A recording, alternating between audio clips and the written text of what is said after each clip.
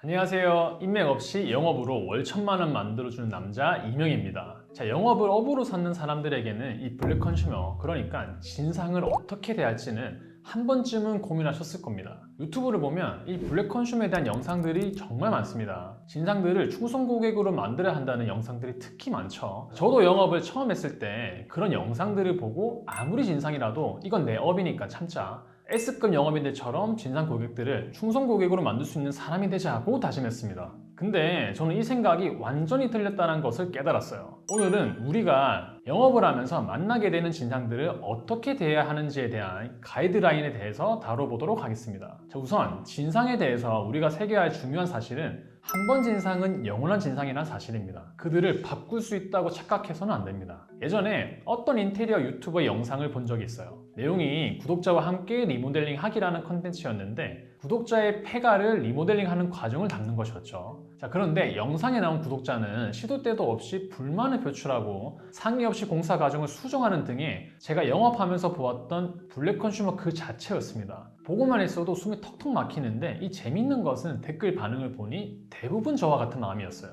이처럼 영업하면서 대화만 나눴는데도 숨이 막히는 고객들을 간혹 만납니다. 초면에 반말을 하거나 우리가 받는 수수료 이상의 사은품을 요구하거나 상식에서 어긋난 행동들을 하거나 도가 지나치는 고압적인 태도를 하는 등의 정상적인 사회지능을 가진 사람 누가 보더라도 진상이라고 판단할 수 있는 사람들이 있고, 아마 이런 사람들과 계약을 하고 싶은 영업인들은 아무도 없을 겁니다. 자, 그럼에도 불구하고 이런 진상들을 누군가는 계약을 합니다. 그렇다면 왜 이런 진상들의 계약도 받아주게 되는 걸까요? 사실 답은 뻔하죠. 돈밖에 없어요. 그리고 뒤에 이런 합리화를 하게 됩니다. 지금 이건 단순히 돈을 벌기 위함이 아니라 이런 진상들도 컨트롤하는 훈련 과정을 겪으면서 나는 성장해 나가는 거야, 이런 식으로 자기 합리화하겠죠. 하지만 그 생각은 틀렸어요. 진상들은 무엇을 상상하든 그 이상의 스트레스를 줘요. 그리고 이런 진상들 때문에 우리의 영업 수명이 점점 깎여 나가는 거예요. 그러니까 돈을 벌고 싶다는 이유로 이런 진상까지 품는 전략을 세운다면 진상들을 통해 받는 수수료의 그 배 이상의 스트레스로 지쳐서 쓰러질 가능성이 높습니다. 자, 저 역시 영업을 처음 했을 때는 열정이 정말 넘쳐가지고 유튜브에 나온 많은 사람들처럼 진상도 충성 고객으로 만들 수 있다는 그런 생각으로 말이 처음부터 통하지 않았던 진상 고객과 계약한 적이 한 번 있어요. 그 계약 이후로 진짜 스트레스 많이 받았어요.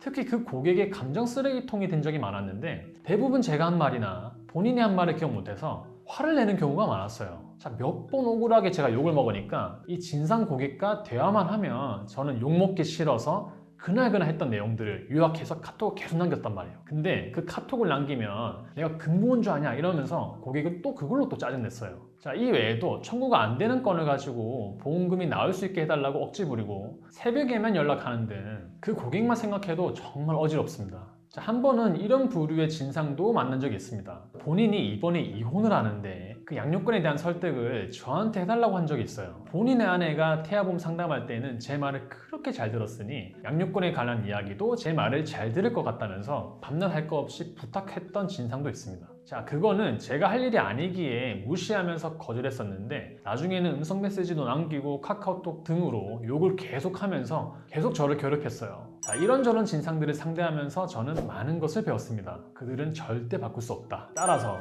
그들을 내가 상대할 필요도 없다. 자, 그리고 만약에 상담할 때는 괜찮았는데 계약 이후 저를 괴롭히는 진상들에게는 영업하는 이명희가 아니라 판매하는 이명희로서 응대하는 행동 수칙도 갖게 되었습니다. 딱 돈 받은 만큼만 일을 하는 거예요. 자, 원래 영업하는 이명희는 고객들을 위해서 제가 할 수 있는 모든 노력을 다합니다. 최대한 고객들이 불편하지 않기 위해 노력하니까 이에 감동하거나 자신이 지불한 가격보다 제가 제공하는 서비스의 가치가 높다라고 생각하는 고객들은 대부분 주변에 흔쾌히 소개를 해줍니다. 이처럼 영업인들의 생명은 이런 소개입니다. 그래서 저는 입소문을 굉장히 중요하게 생각합니다. 꾸준히 월천을 찍을 수 있었던 이유가 이런 소개를 많이 받았기 때문입니다. 자, 하지만 진상인 고객들에게는 이런 소개받는 것도 스트레스예요. 그래서 진상들의 입소문은 바라지 않고 딱 계약한 만큼만 원래 내가 하는 일만 정확하게 하고 그 이상도 바라지 않고 신경 쓰지 않습니다. 자, 진상들에게는 이런 노력하는 시간 자체가 아깝기 때문에 판매하는 이명예로서 다른 영업인들과 별 차이 없는 일반적인 서비스만 제공합니다.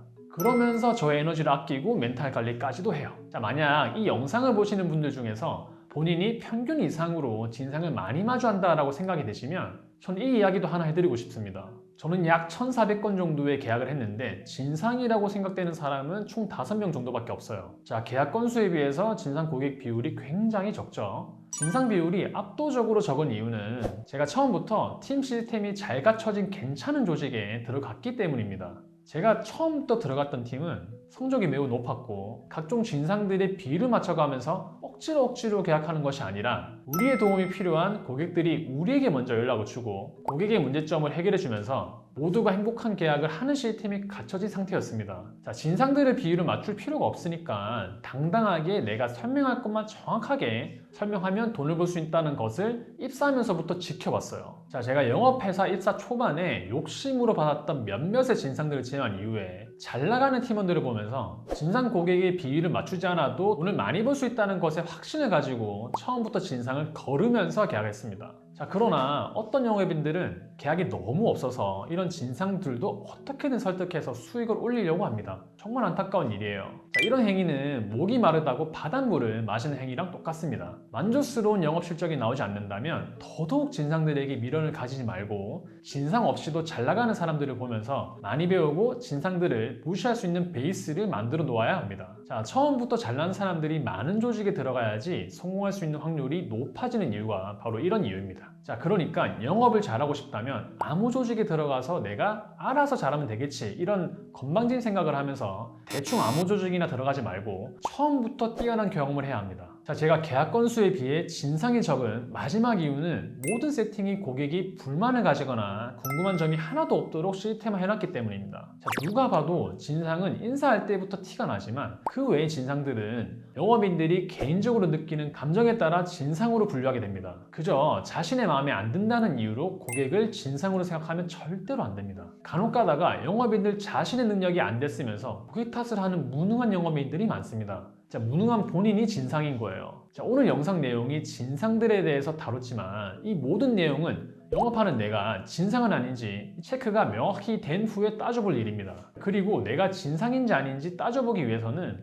내가 제공하는 서비스에 대한 명확한 체크가 필요합니다. 자, 저의 경우에는 상담할 때 고객들이 가지고 있는 모든 문제점과 궁금증을 해결해 줄 수 있는 스크립트를 통계청 자료와 팀원들의 모든 데이터를 합해서 만들었고 계약 이후 관리 역시 고객님들이 따로 신경 쓰는 일이 없도록 응대 매뉴얼을 모두 만들어 놨습니다. 그래서 상담 이후, 계약 당시, 계약 이후 이 모든 과정이 고객이 부족함을 느끼는 구멍이 하나도 없도록 항상 체크합니다. 자, 왜냐하면 고객들은 자신이 지불한 가격보다 낮은 가치를 받았다는 생각이 드는 순간부터 불만이 생기기 시작하기 때문입니다. 즉, 영업인 자신이 진상이라 고객이 불만을 드러내는 건데 이걸 보고 이 손님은 진상이야 이런 식으로 오판하는 경우도 생긴다는 뜻입니다. 반대로 얘기하면 내가 영업 실적이 좋으면 좋을수록 고객의 만족도는 올라갈 것이고 그만큼 진상으로 비춰질 수 있는 고객도 사라지게 된다는 뜻입니다. 자, 결론 정리할게요. 첫 번째는 한 번 진상은 영원한 진상입니다. 자, 두 번째는 이런 수수료 때문에 진상들을 참을 필요가 없습니다. 이 진상이 없어도 월 1,000만 원 충분히 가능합니다. 자, 세 번째는 진상짓을 할 건덕지를 주지 않아야 합니다. 마지막 네 번째, 실력이 좋으면 좋은 고객들만 받을 수 있습니다. 즉, 고객을 가려서 받을 수 있습니다. 그러니까